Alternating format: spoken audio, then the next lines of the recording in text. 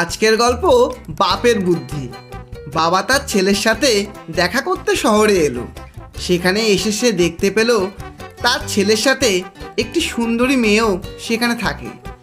রাতে তিনজন যখন একসাথে খাবার খেতে ডিনার টেবিলে বসলো, বাবা তার ছেলেকে জিজ্ঞেস করলো, তোর সাথে এই মেয়েটি কে রে? ছেলে বলল, বাবা, ও আমার রুম পার্টনার, আমার সাথে থাকে। তুমি এটা নিয়ে কি ভাবছো সেটা আমি জানি। আসলে আমাদের দুজনের মধ্যে সেরকম কোনো সম্পর্ক নেই।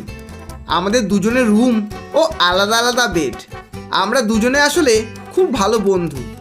বাবা বলল, ঠিক আছে, কোনো ব্যাপার নয়। পরের দিন তার বাবা নিজের গ্রামে ফিরে গেল।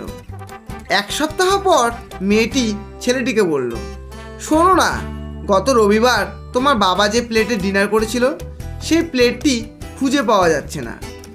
আমার সন্দেহ তোমার বাবাই প্লেটটি নিয়ে গেছেন। তখন ছেলেটি রেগে গিয়ে বলল, শাট আপ, এসব কি কথা? তুমি কি আমার বাবাকে চোর বলতে চাইছো?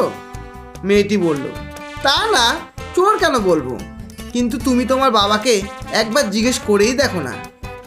জিজ্ঞেস করতে তোমার আপত্তি কিসের? ছেলেটি বলল, ঠিক আছে, ওকে, আমি জিজ্ঞেস করব।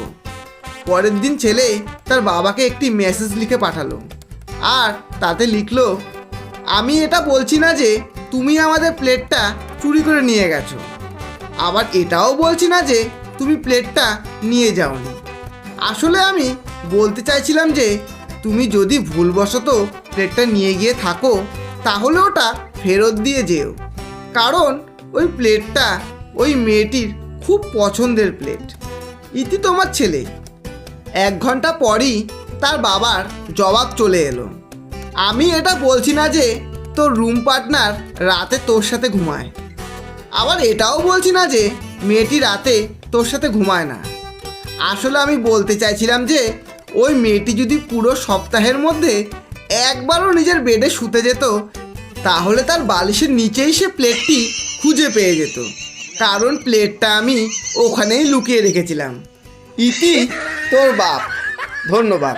গল্পটি যদি ভালো লাগে একটা লাইক অবশ্যই দেবেন এবং বন্ধু ও প্রিয়জনদের শেয়ার করে চ্যানেলটি সাবস্ক্রাইব করে পাশে থাকবেন।